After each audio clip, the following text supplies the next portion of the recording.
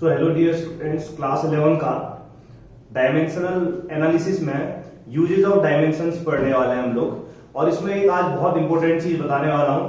किसी भी फॉर्मूले को डिराइव करना सिखा रहा हूं मैं with the help of dimensional analysis. तो इसका तीसरा यूज यही है कि हम लोग किसी भी फॉर्मूले को डिराइव कर सकते हैं। मतलब हमें दिया होगा कि कोई भी फिजिकल क्वांटिटी इन चीजों पर डिपेंड कर रही है और आप फॉर्मूला बना के दिखाओ। तो मैं दिखा रहा हूं और आप लोगों को उसको मैं एक एग्जांपल से बता रहा हूं। सो एग्जांपल क्या है कि the time period of simple pendulum, किसी भी सिंपल पेंडुलम का जो टाइम पीरियड है डिपेंड्स ऑन मास।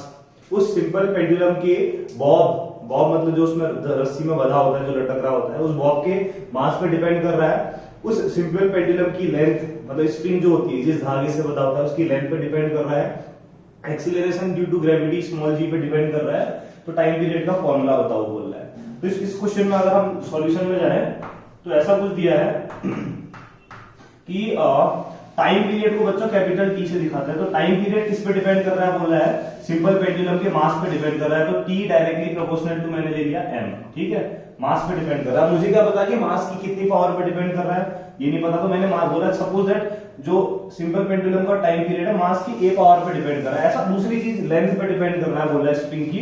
तो स्प्रिंग की लेंथ एल ले लेता हूं। अब लेंथ पे डिपेंड कर रहा है, लेंथ की कितनी पावर पे डिपेंड कर रहा है मुझे नहीं पता, तो मैंने लेंथ की बी पावर पे डिपेंड कर रहा है ले लिया। तीसरी चीज, ये जो टाइम पीरियड है एक्सीलरेशन ड्यू टू ग्रेविटी, इसको स्मॉल जी से दिखाता है ना, इस पे भी डिपेंड कर रहा है। अब मुझे क्या पता है इसकी कितनी पावर पे डिपेंड कर रहा है। मैंने बोला suppose that acceleration due to gravity की सी पावर पे डिपेंड कर रहा है। क्लियर हो गया।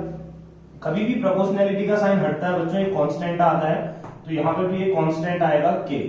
तो k साथ में m की पावर a, l की पावर b एंड g की पावर c हो जाएगा। इसको इक्वेशन नंबर बोल देते हैं फर्स्ट, ठीक है। ऐसा क्वेश्चन में दिया है तो उसके अकॉर्डिंग हो गया। अब एक काम करते हैं, सबकी अगर आपको डायमेंशन पता है तो यहां रख देते हैं।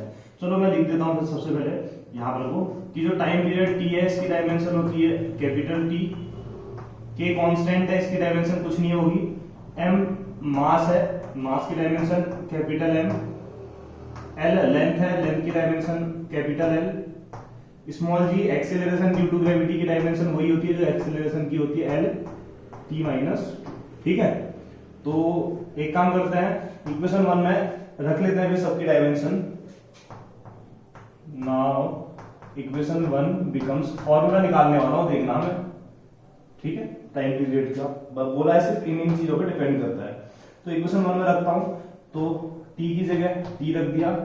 मैंने बोला तुम लोगों को कि k की डायमेंशन कुछ होती नहीं है, ये कांस्टेंट है तो ये इसकी डायमेंशन कुछ होगी नहीं, तो इसको समझ जाना। मास की डायमेंशन होती है m और होल पावर कितनी है a, ठीक है। ऐसी ही लेंथ की डायमेंशन होती है l, होल पावर कितनी है b। Next acceleration due to gravity की डायमेंशन है l t माइनस 2, इसकी पावर कितनी है c। अब m की पावर पूछनी है तो 1, l की पावर पूछनी है तो 1, l की पावर पूछनी है तो 1। तो यहां से कितना आ जाएगा 1 इंटू a, m की power a, 1 into b, l की power b, 1 into c, l की power c, minus 2 into c, t की पावर माइनस 2c, ठीक है। यहां पर देखो m नहीं है ना, तो m की पावर, चलो भी ऐसा ही लिखता हूं, हाँ, t की पावर 1 लिख देता हूं। अब बताओ इसको ऐसा लिख दूं क्या, यहाँ पे m नहीं है तो m की पावर 0, l नहीं है l की पावर 0, t की power 1 equal to right side में m की पावर a है, l की पावर ये b है, l की पावर c है, तो b प्लस c, t की पावर कितनी है बच्चों माइनस 2c है। अब कंपेयर कर लो, दोनों को कंपेयर कर लो। तो कंपेयरिंग, तो अगर हम कंपेयर करेंगे तो m की पावर 0, m की पावर a, तो a इक्वल टू कितना आ जाएगा 0, l की पावर 0, l की पावर b प्लस c, तो b plus c equal to कितना आ जाएगा 0। तो यहां से b इक्वल टू कितना आ जाएगा माइनस c। नेक्स्ट t की पावर 1 है, t की पावर माइनस 2c है, तो 1 t की पावर 1 है ना, तो 1 इक्वल टू माइनस 2c। तो माइनस 2 को इधर भेजोगे तो c इक्वल टू कितना आ गया, ये माइनस 2 इधर आएगा तो माइनस 1 अपॉन 2, तो c की वैल्यू माइनस 1 अपॉन 2, c की वैल्यू यहां रखोगे तो माइनस 1 अपॉन 2 इंटू माइनस करोगे तो b इक्वल टू आ गया प्लस 1 अपॉन 2। तो बच्चों a b और c तीनों की वैल्यू निकल गई है। तो ए बी सी की वैल्यू रख लेते हैं इक्वेशन 1 में। Using value of a comma b and c, कहा इन इक्वेशन, दिख रहा है ना, तो यहां पर रख लो। तो t इक्वल टू कितना आ जाएगा, k, m की पावर a है, तो m की पावर a मतलब 0, l की पावर b है, l की पावर b कितना है 1/2, और g की पावर c है, तो g की पावर c मतलब कितना आया हमारे पास -1/2, माइनस पावर माइनस से तो नीचे भेज दो, तो t इक्वल टू कितना आ जाएगा k, किसी की पावर 0 1 होता है, तो l की पावर 1/2 और g की पावर 1/2, दोनों की पावर 1/2 है, तो इसको ऐसा लिख देता हूं, t equal to k l upon g की होल पावर 1/2, ठीक है। अब देखो 1/2 को मैं चाहूं तो रूट लिख सकता हूं, ठीक है,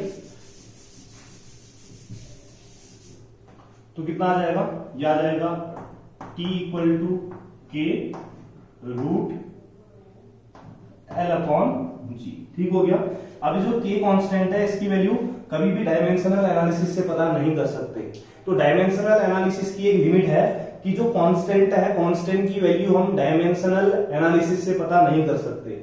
अब तुम लोग बोलोगे जो k कांस्टेंट है इसकी वैल्यू कहां से निकलेगी, एक्सपेरिमेंट से निकलेगी, तो लिख सकता हूं from experiments it is found that for कहा simple pendulum, for simple pendulum, किसी भी सिंपल पेंडुलम के लिए, ठीक है, जो k है ना, k की वैल्यू एक्सपेरिमेंट से निकलती है बच्चों, याद कर लेना, 2 पाई आती है, जिसको याद नहीं करनी है उसके लिए आंसर ये हो गया, ठीक है, चलेगा। लेकिन एक्सपेरिमेंट से जब हम देखते हैं किसी भी सिंपल पेंडुलम के लिए जो k की वैल्यू है बच्चों वो 2 पाई आती है, तो रख देता हूं फिर, तो कितना आ जाएगा, फिर लिख लेता हूं, फिर now time period t equal to 2 pi under root l upon g। तो क्वेश्चन में दिया था, तो इस तरीके से हम डिराइव कर सकते हैं ना, टाइम पीरियड का फॉर्मूला निकाल दिया। सिर्फ क्या दिया था कि एक टाइम पीरियड है सिंपल पेंडुलम का, वो किसके चीजों पर डिपेंड कर रहा है, लेंथ पे, एक्सेलरेशन ड्यू टू ग्रेविटी, मास पे, लेकिन मुझे पता चला मास की पावर 0 आ रही है, तो इस तरीके से हम किसी फॉर्मूले को डेरिवेट कर सकते हैं। तो तीसरा तरीका आ गया ना डायमेंशन के यूज, तीसरा, ठीक है। इसके बाद के जो 2 यूज है वो नेक्स्ट लेक्चर में बताता हूँ। सो वीडियो देखने के लिए बहुत बहुत धन्यवाद। और कुछ अगर जरूरतमंद लोग होंगे, आप लोगों को लगता है कि जिनको भी इस तरीके से वीडियो देखने की जरूरत है, तो आप लोग शेयर कर सकते हैं। Thank you.